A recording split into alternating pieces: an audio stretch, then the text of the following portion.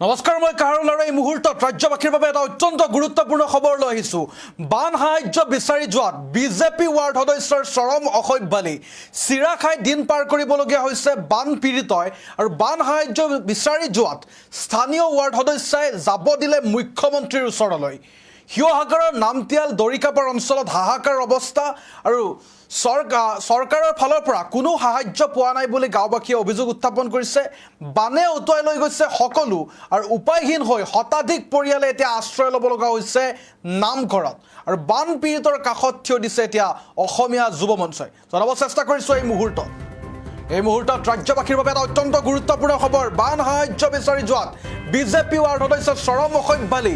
চিৰা খাই দিন পাৰ কৰিবলগীয়া হৈছে বান পীড়িতই। আৰু বান সাহায্য বিচাৰি যোৱাত স্থানীয় ৱাৰ্ড সদস্যই যাব দিলে মুখ্যমন্ত্ৰীৰ ওচৰলৈ। শিৱসাগৰৰ নামতিয়াল দৰিকাপাৰ অঞ্চলত হাহাকাৰ অৱস্থাৰ সৃষ্টি হৈছে আৰু চৰকাৰী সাহায্যৰ পৰা বঞ্চিত হৈছে গাঁওবাসী। বানে উটুৱাই লৈ গৈছে সকলো, উপায়হীন হৈ শতাধিক পৰিয়ালে বৰ্তমান সময়ত আশ্ৰয় ল'ব লগা হৈছে নামঘৰত। বান পীড়িতৰ কাষত থিয় দিছে এতিয়া অসমীয়া যুৱ মঞ্চই। আৰু স্থানীয় ৱাৰ্ড সদস্যৰ বিৰুদ্ধে ক্ষোভ উজাৰিছে এক প্ৰকাৰে বান পীড়িতৰ ৰাইজে। স্থানীয় ৱাৰ্ড সদস্যৰ ওচৰলৈ সহায় বিচাৰি যোৱাত মুখ্যমন্ত্ৰীৰ ওচৰলৈ যাবলৈ নিৰ্দেশ দিছে ৱাৰ্ড সদস্যই। আৰু যাৰ পৰিপ্ৰেক্ষিতত ক্ষোভিত হৈ পৰিছে এতিয়া বান পীড়িত জনগণ। চৰকাৰলৈ দাবী কৰিছে ক্ষতিগ্ৰস্ত লোকক উচিত ক্ষতিপূৰণ দিয়াৰ বাবে। আৰু বান পীড়িতৰ কাষত থকাৰ আশ্বাস প্ৰদান কৰিছে অসমীয়া যুৱ মঞ্চই। আকাশ শইকীয়াৰ নেতৃত্বত বান পীড়িতৰ কাষত উপস্থিত হৈছিল প্ৰতিনিধিৰ দল। চৰকাৰলৈ বান পীড়িতৰ কাতৰ আহ্বান, চৰকাৰে আমাক উদ্ধাৰ কৰক। ইয়াৰ দৃশ্যাংশ দেখুৱাইছোঁ কেনেদৰে আচলতে ভকত বৈষ্ণৱৰ লগত নামঘৰত দিন পাৰ কৰিবলগীয়া হৈছে, চিৰা খাই কটাবলগীয়া হৈছে শতাধিক পৰিয়ালে। আৰু অসমীয়া যুৱ মঞ্চ উপস্থিত হৈছে সেই নামঘৰটোত। আমি জনাইছোঁ এয়া শিৱসাগৰৰ দৃশ্য। শিৱসাগৰৰ নামতিয়াল দৰিকাপাৰ অঞ্চলত এতিয়া হাহাকাৰ অৱস্থাৰ সৃষ্টি হৈছে। আৰু যাৰ পৰিপ্ৰেক্ষিতত ৱাৰ্ড সদস্যৰ ওচৰলৈ সহায় বিচাৰি যোৱাত এতিয়া ৱাৰ্ড সদস্যই চৰম অসভ্যালি কৰিছে। আৰু ৱাৰ্ড সদস্যই কৈছে মুখ্যমন্ত্ৰীৰ ওচৰলৈ যাবলৈ নিৰ্দেশ প্ৰদান কৰিছে। যাৰ পৰিপ্ৰেক্ষিতত এতিয়া গাঁওবাসীয়ে ক্ষোভ উজাৰিছে। শতাধিক পৰিয়ালত এতিয়া উপায়হীন হৈ নামঘৰত বসতি, নামঘৰত থাকিবলগীয়া, দিন পাৰ কৰিবলগীয়া হৈছে এতিয়া উজাগৰে। আৰু চিৰা খাই দিন পাৰ কৰিছে এতিয়া বান পীড়িত জনতাই। চৰকাৰলৈ কাতৰ আহ্বান কৰিছে এতিয়া অসমীয়া যুৱ মঞ্চইও অনুৰোধ জনাইছে যে চৰকাৰে ক্ষতিগ্ৰস্ত লোকসকলক উদ্ধাৰ কৰি পেলাই ক্ষতিপূৰণ দিয়াৰ দাবী উত্থাপন কৰিছে। ইয়াৰ দৃশ্যাংশ আমি দেখুৱাইছোঁ। বান পীড়িতৰ কাষত আকাশ শইকীয়াৰ নেতৃত্বত এটা প্ৰতিনিধিৰ দল উপস্থিত হৈছে আৰু বান পীড়িতক সাহায্য প্ৰদান কৰিছে। লগতে বিজেপিৰ ৱাৰ্ড সদস্যই যি কাণ্ড সংঘটিত কৰিলে তাৰ বিৰুদ্ধে এতিয়া ক্ষোভ উজাৰিছে। আৰু আকাশ শইকীয়াইও সকীয়াই দিছে চৰকাৰক যে চৰকাৰে এইখিনি সময়ত পৰিয়ালকেইটাক ক্ষতিপূৰণ দিয়ক। আমাৰ হাতত মন্তব্য আছে, সেই স্থানৰ পৰা মন্তব্য আগবঢ়াইছোঁ। নমস্কাৰ অসমবাসী ৰাইজ, শিৱসাগৰবাসী ৰাইজ। আজি আমি অসমীয়া যুৱ মঞ্চৰ ফালৰ পৰা ইয়াত দৰিকাপাৰত আহি উপস্থিত হৈছোঁ। শিৱসাগৰ দৰিকাপাৰ কি জেগা? নামতিয়াল পথাৰ। এগৰাকী নামঘৰ হয়। আমি নামঘৰ তলত আছোঁ। আমিও গম পোৱা নাছিলোঁ। আমিও বিভিন্ন জেগাত আমি সাহায্য দি আছোঁ। আমাৰ অসমীয়া যুৱ মঞ্চৰ ফালৰ পৰা বা আন সংগঠন হওক, শিল্পী সমাজক বা সকলোৱে দলে বলে সাহায্য দি আছে। কিন্তু ইয়াত কি আছে, হাইৱে কিনাৰেদি যায় নামঘৰ ইয়াতে আছে, কিন্তু ধৰি লওক দেখা নাপায়। তেনেকৈ দেখা নোপোৱা খাতিৰত মানে এওঁলোকে আপোনাৰ সাহায্য ইয়াত পাবলৈ অসুবিধা হৈছে বা থকা মেলা অসুবিধা হৈছে। কাৰণ কেলৈ এইটো নামঘৰ হয়, এটা মহিলা থাকিবলৈ দিগদাৰ হয়। গতিকে প্ৰশাসনেও গম নাপায় বোলে কথাখিনি। গতিকে আমি এটা অনুৰোধ জনাইছোঁ, আমি আজি আহি পেলাই যিমানখিনি পাৰোঁ কিঞ্চিত আমাৰ নিজ বুজিয়াকে আমি এটা সহায় কৰিছোঁ। আৰু অসমবাসী ৰাইজ বা শিৱসাগৰ ৰাইজক এটা অনুৰোধ জনাইছোঁ যে এই দৰিকাপাৰ নামঘৰ বাগিচা ইয়াত প্ৰায় 45জন ভক্তগণ আছে, ভকতসকল আছে। আৰু তেওঁলোকৰ ইয়াত মহিলাসকলো আছে, কণ কণ শিশুসকলো আছে। গতিকে ইয়াত আহি অলপ সহায় কৰিবৰ বাবে অনুৰোধ জনাইছোঁ।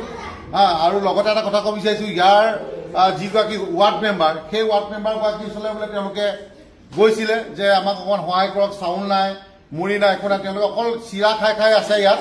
গতিকে সেই ৱাৰ্ড মেম্বাৰগৰাকীয়ে ক'লে যে মোৰ ওচৰলৈ নাহিবি, বোলে হিমন্ত বিশ্ব শৰ্মাৰ ওচৰলৈ যাওক, মুখ্যমন্ত্ৰীৰ ওচৰলৈ যাওক বুলি।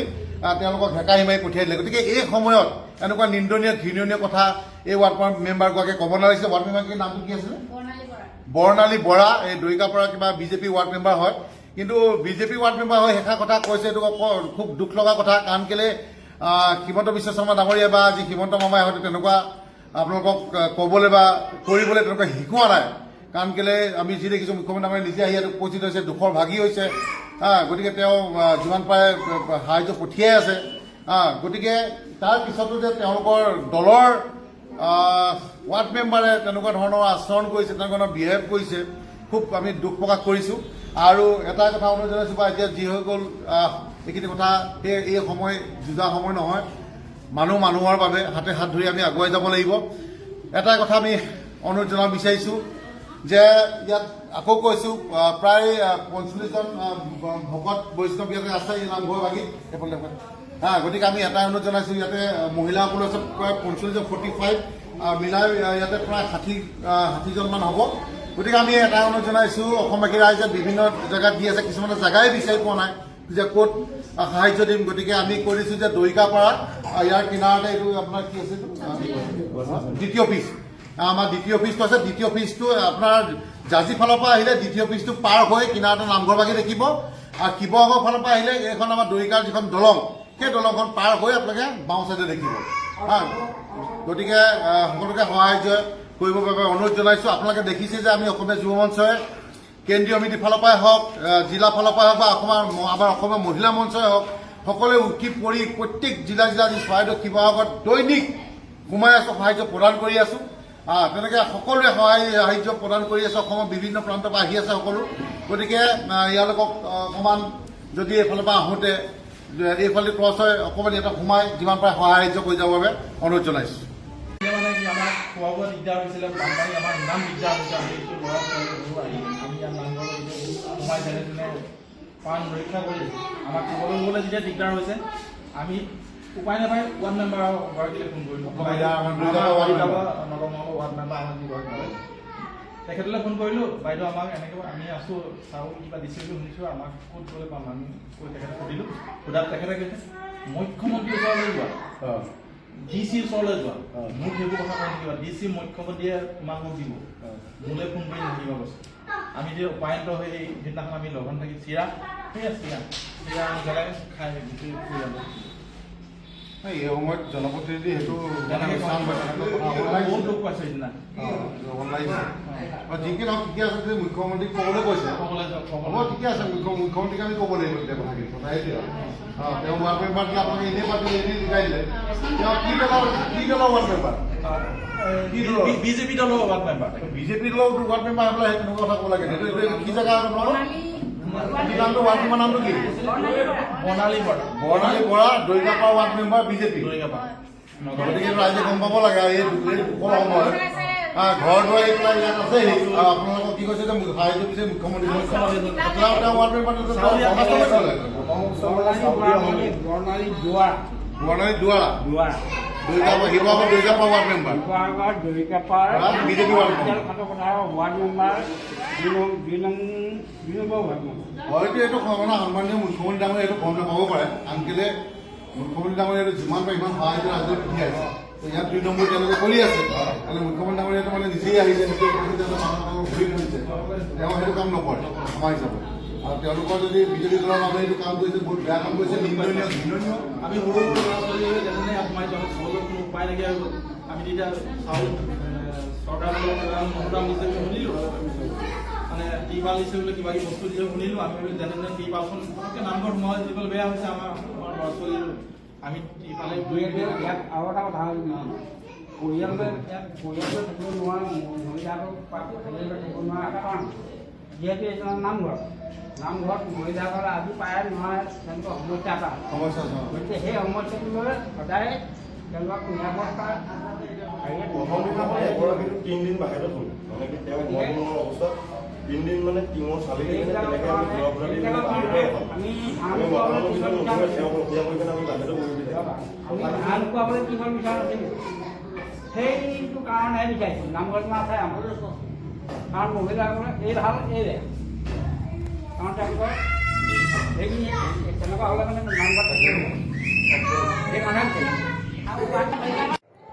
আমাৰ এই দৰিকাপাৰ খাটপচাৰ অঞ্চলৰ এই হৰিগৃহত এই কি আছিলে, অসমীয়া যুৱ মঞ্চৰ পৰা আমগুৰিৰ পৰা আহিছে তেখেতলোকে আমাৰ সাহাৰ্য অৰ্পণ কৰিছে। ইয়াত আমি নথৈ সুখী হৈছোঁ আৰু তেখেতলোকৰ মনৰ কামনাখিনি পূৰ্ণ হওক। এনেদৰে অকল আমাকেই নহয়, আনকো তেখেতলোকে এনেকৈ সাহাৰ্য দিব বুলি আশা কৰিলোঁ। আৰু সমগ্ৰ শিৱসাগৰ অঞ্চলবাসীয়ে বহুত কষ্ট কৰি আছে, তেখেতলোকে যাতে তেওঁলোককো কৃপা দৃষ্টি কৰি অকল আমিয়েই জীৱিত নহয়, সকলো জীৱ সুস্থ হৈ থাকিব লাগে।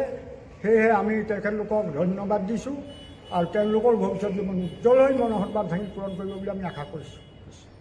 বিয়া, জন্মদিন বা আপোনাৰ যিকোনো বিশেষ অনুষ্ঠানৰ বাবে one stop solution ambience banquets. আপোনাৰ প্ৰতিটো অনুষ্ঠানৰ বাবে এটাই শ্ৰেষ্ঠ স্থান, Guwahati's finest and luxurious banquet hall. Ambience banquets, perfect for every celebration. For booking, contact 7099013417 or visit 5th floor above Reliance Centro, RG Burwa Road, Guwahati.